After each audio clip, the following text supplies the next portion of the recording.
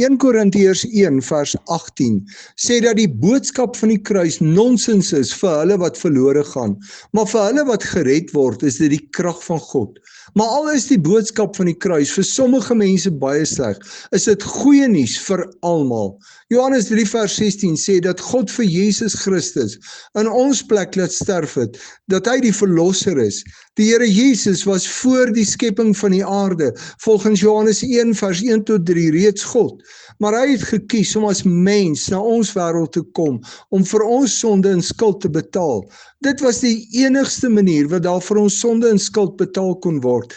Geen gewone mens kon vir ons sonde betaal nie, want elke mens staan self voor God skuldig vir sy of haar sonde.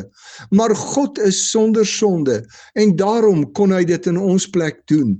Toe die Here Jesus daar in die tuin van Getsemane, volgens Matteus 26 vers 39, die lydensbeker drink met ons sonde en skuld in, het hulle hom net daarna kom vang en uiteindelik gekruisig.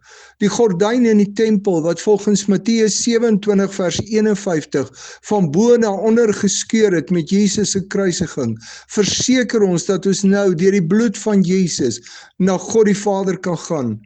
En dat Jesus uit die graf opgestaan het, verseker ons dat God sy offer aan die kruis vir ons sonde aanvaar het.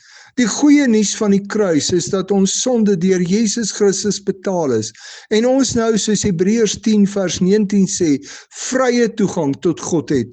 Het die goeie nuus van die kruis van Jesus Christus al jou lewe verander? En wat 'n verskil maak dit in jou lewe dat jy nou deur die bloed van Jesus vrye toegang tot God het, dat jy altyd by God welkom is?